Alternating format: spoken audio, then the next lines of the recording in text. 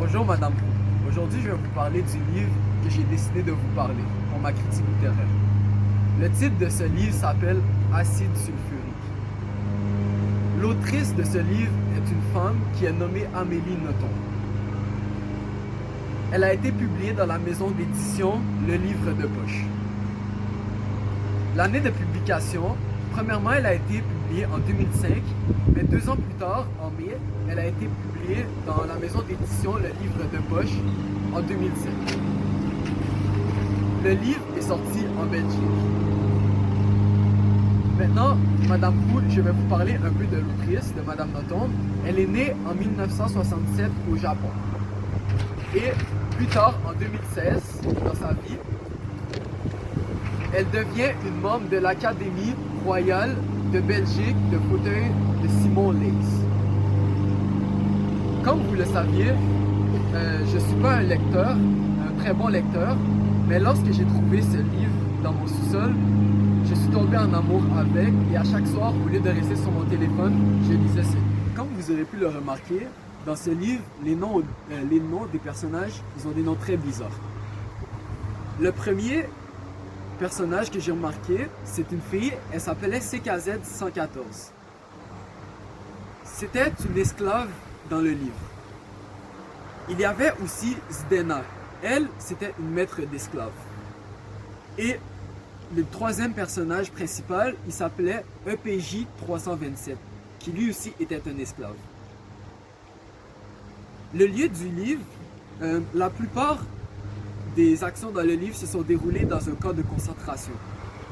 Et ce n'était pas dans un vrai camp de concentration.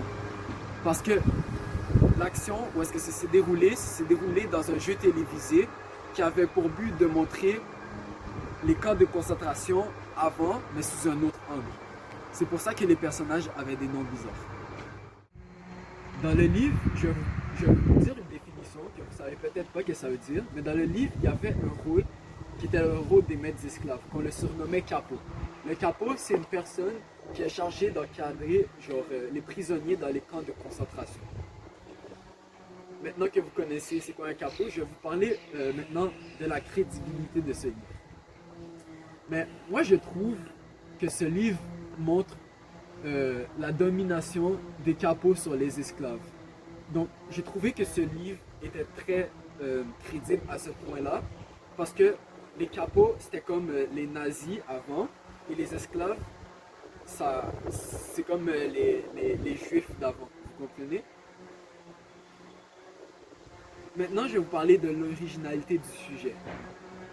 Le sujet est très original à mon goût, car au lieu de la faire dans la vraie vie, comme une sorte de documentaire, l'autrice, elle a utilisé des noms de robots pour désigner les esclaves. Et elle a aussi utilisé des noms d'êtres humains pour désigner les maîtres, donc les nazis. Juste avec ce détail, nous pouvons voir que on peut voir de notre œil l'esclavage qu'il y avait d'avant et voir comment les esclaves se faisaient traiter, réellement traités avant.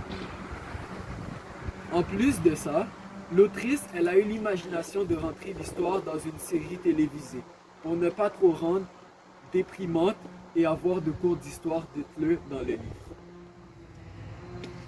Moi, je trouve que le contenu était super pertinent, madame. Parce que elle parle du passé de l'humanité, mais sous un autre angle. Par exemple, au lieu de la ramener sous une histoire, comme dans la vraie vie, par exemple en 1945 avec Hitler, ça le montre sous un autre angle. Par exemple, au lieu de mettre des noms juifs, on met des noms de robots. Et au lieu de mettre des noms allemands, on met des noms normaux. Donc ça me fait penser à ça, mais sous un autre angle. Le vocabulaire, donc l'autrice pour le vocabulaire, moi je l'ai trouvée très bonne parce que même si elle est japonaise et belge, elle a eu la capacité d'écrire le livre pour qu'un jeune adolescent québécois de courte racine, comme moi, Lens Millet, puisse aimer le livre. J'ai beaucoup aimé le style du livre parce que ce livre me fait beaucoup penser à Entre chien et loup de Mallory Blackman qu'on a lu en secondaire 3.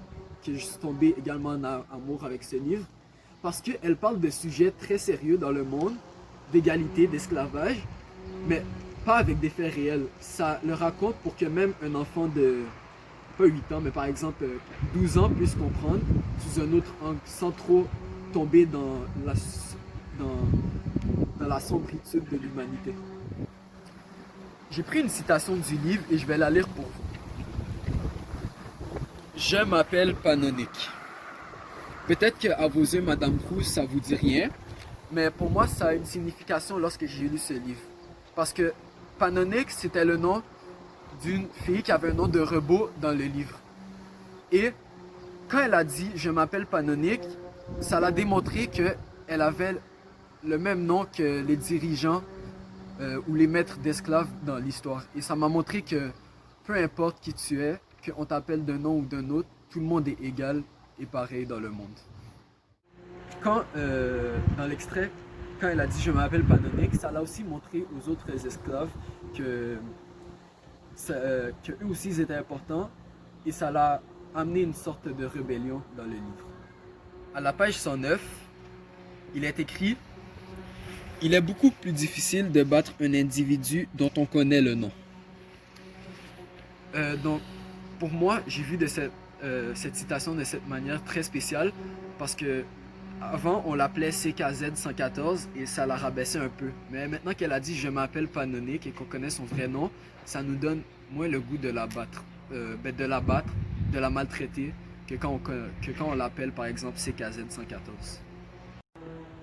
Et à cause de ça, les capots ont une sorte d'empathie parce qu'ils savent que c'est pas son vrai nom, le nom de robot, mais son vrai nom c'est Panonique et ils pensent qu'ils sont comme elle. J'ai beaucoup aimé ce livre et je vous suggère de le lire, Madame Kou. Et en y passant, ce livre m'a beaucoup fait penser à un livre que j'ai lu qui s'appelle Max de Sarah Cohen-Scali. Et ce livre parle de la même chose, mais c'est l'inverse. Ça parle de la rébellion entre nazis. Donc, je vous recommande vraiment de lire ce livre car en vous connaissant, vous allez beaucoup l'aimer, Madame Kou. Merci et à la prochaine.